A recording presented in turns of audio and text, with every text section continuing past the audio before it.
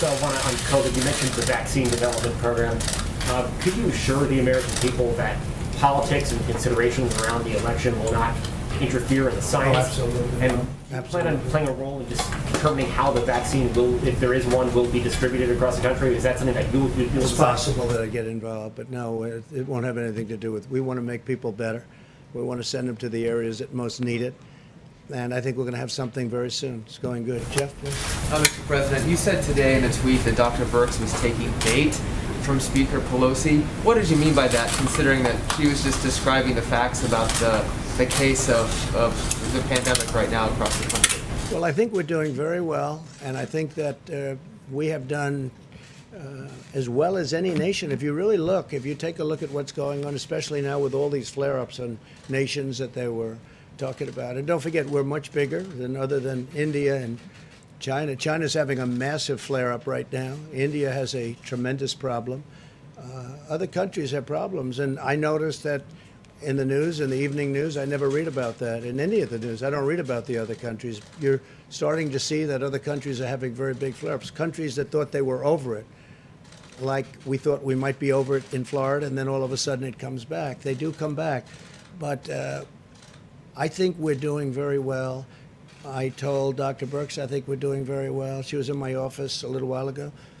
She's a person I have a lot of respect for. I think Nancy Pelosi's treated her very badly, very, very badly, very nasty.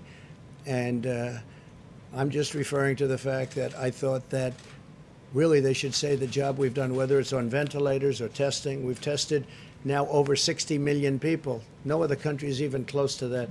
We've tested 60 million people with great, in many cases, about 50% now rapid fire, meaning 5 to 15 to 20-minute tests where you get the result almost immediately. Nobody has anything like that, nobody. And I think we're just doing very well. Does that mean just to follow up just quickly, does that mean you disagree with her characterization, Mr. President? Go ahead, please. Thanks, Mr. President. I wanted to follow up on two things that you said earlier in the cabinet room. The first was on TikTok, and the second was on coronavirus. On TikTok, you said that you wanted money for the U.S. Treasury from the sale. Does that mean you expect the Chinese company to pay the U.S. Treasury directly, or are you talking about... Either way, whether it's Microsoft or somebody else, or if it was the Chinese, what the price is, the United States should get a very large percentage of that price, because we're making it possible. Without us, I use the expression, it's like the landlord and the tenant. And without the lease, the tenant doesn't have the value. Well, we're sort of, in a certain way, the lease. We make it possible to have this great success. TikTok's a tremendous success, but a big portion of it's in this country. So from the sale directly? It would come from the sale, yeah. Whatever the number is, it would come from the sale. And then you Which mentioned... nobody else would be thinking about but me. But that's the way I think. And I think it's very fair. And you mentioned... But we want no security problems with China.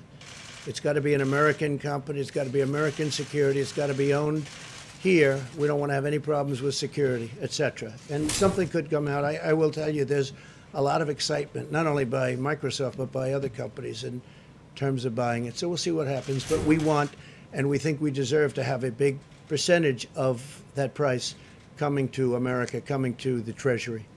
Then on the negotiations on Capitol Hill, you expressed some frustration and said you might take executive action to address... I might do that, yes. So I was wondering if you could talk about both how you might prevent evictions through executive action, and then also... Yeah, I could do that if I want, and I want to do that. I don't want people to be evicted, and when they're evicted, when they're thrown out of their, whatever the place may be, in many cases they go to big shelters. And if you talk about pandemic, this is a pandemic, and they go to shelters. Number one, they're thrown out viciously. It's not their fault. It's China's fault. It's not anybody's fault. It's China's fault. But number two, and if they are thrown out, they oftentimes will go to a shelter with tremendous numbers of other people, and the virus will spread. And we don't want that. Are you considering suspending payroll, the collection of payroll taxes? Well, I can do that also through an executive order, so we'll be talking about that. But we're having a very good discussion with Nancy Pelosi and Chuck Schumer. The problem is they want to do bailouts of their various Democrat-run states and cities. and they want a lot of money. They want $1 trillion for that, and so they want to do much more than COVID related. They want to bail out cities and states that have been in trouble for years of bad management. In all cases, Democrat-run cities, and we don't think that's fair. You understand that. You've heard it before. Yeah, please go ahead. Thanks, Mr. President. I wanted to ask you about the Justice Department sending federal agents into cities like Chicago as part of Operation Legend. How exactly do you envision these federal forces working alongside local police departments to help stop violent It's crime? not a mass send, but it's sending very talented people to help them with the drugs and the shootings and the guns and the things that are happening. It's not like sending in the National Guard and stopping it cold, which is an example. A lot of progress has been made in Portland, but, you know, frankly, sending in the National Guard like we did in Minneapolis, it stopped it cold. From the time we sent that National Guard, they walked down the street. It was over in Minneapolis. Now it may be starting up again. These are Democrat-run cities and states, and it hasn't been a pretty picture to watch. We will help Chicago. We'll help New York if they have to request the help. But we want to stop the drugs. We want to stop the guns. A lot of the Chicago is guns, but what it is drug-related, gang-related, largely gang-related. With ICE, we send out thousands of MS-13, thousands and thousands of MS-13. We send them back, or in some cases have to put them in prison. They're too violent. They're truly violent. So we're helping out. When you look at what's happening in Chicago and some other cities with the shootings and the killings, they need help. And we haven't met with resistance, I have to be honest with you. I think it's good that we haven't. We're only looking to help them. We're only looking to help. OEM. Thank you, Mr. President. In our nation's 243-year history, there has never been a stronger push for mail-in ballots to determine a national election. Yeah. Are you considering at any point issuing an executive order addressing mail-in ballots, and why do you think some people are pushing this so hard? Well, there's never been a push like this for mail-in ballots, and if you look at the New York congressional race, which is a disaster, Carolyn, it's been a total disaster. They're 6 weeks into it now. They have no clue what's going on. And I mean, I think I can say right here and now, I think you have to rerun that race because it's a mess. Nobody knows what's happening with the ballots and the lost ballots and the fraudulent ballots, I guess. I think you probably have to take the Carolyn Maloney race and run it over again. How can you do this? And this is a small race with literally thousands of people, small thousands, and it's all messed up. You look at Paterson, New Jersey, it's all messed up. Almost every one of these, and these are small, easy to control. They should be able to do this easy. Now you're talking about like Nevada, where last 2 nights ago, they went out and in the darkness of night, without people, without having any meetings of the public, without having anything, they approved a ridiculous, you don't have to look at signatures, you don't have to approve anything, you can have double mailings, you can have all sorts of things. Nobody's ever seen anything like it. It's a disgrace. I mean, honestly, it's a disgrace. So it's a very good question. I mean, the mail-in ballots, if you look at just some of the small places, the small races, a congressional race in New York, should be very easy. Normally that would have been announced at 7 o'clock and it would have been down to the wire and everybody would have loved it. If it was at all complex, it would have taken an extra 45 minutes or an hour. They would have announced it a little bit later. They have no clue. This was about 6 weeks ago, and they have no clue what's going on. They've lost ballots. There's fraudulent ballots. How are you going to do that for an entire nation?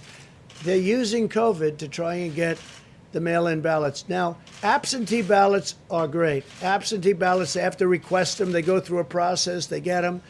But the universal mail-in ballots have turned out to be a disaster. And what Nevada has been doing, if you look over the last few days, you have to look at what they've done. You can have 2 ballots. You can harvest. It's harvesting.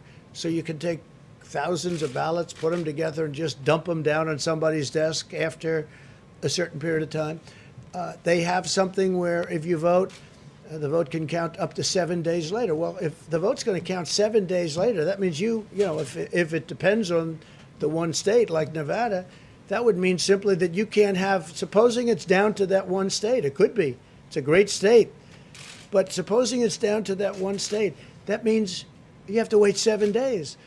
But they won't have it there. This is something that's so messed up. And by the way, I have to say, the post office for many, many years has been, run in a fashion that hasn't been great. Great workers and everything, but they have old equipment, very old equipment.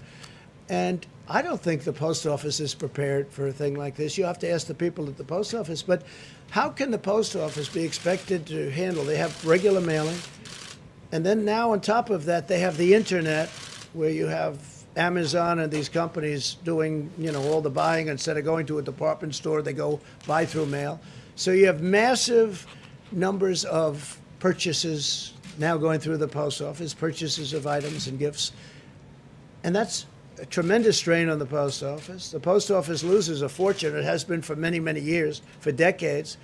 So now on top of it, it has this. And the Amazons of the world and the others, they pay very, very little money. They lose money on the post office loses money, which is ridiculous, on every package it delivers. But now on top of that, and I'm not just referring to Amazon, I'm talking about all of the competitors, if there is such a thing to Amazon. There will be, but if there is such a thing. But now on top of that, you'll have somebody like the governor of Nevada come out with this massive plan out of nowhere to take millions of ballots and send them all over the place. You'll never know who won that state. It'll get messed up just like New York and just like Paterson, New Jersey, and just like many other places. In West Virginia, they indicted a postman for doing something very bad, you know that? But there are many cases all over the country. If you look, you'll be able to find, there's a list of them all over the country, and that has to do with universal mail-in. Again, absentee is great. It works. Like in Florida, they'll do absentee. It really works. But universal mail-in ballots is going to be a great embarrassment to our country.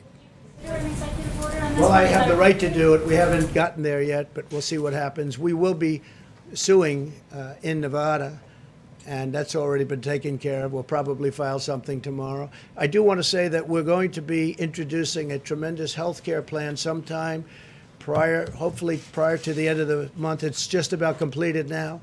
In addition, next month we'll be doing the immigration plan. So we'll be doing that in September. We'll be doing sometime during this month the health care plan. And I think that'll be before the end of the month. And I think it'll be very impressive to a lot of people. Thank you very much. Thank you.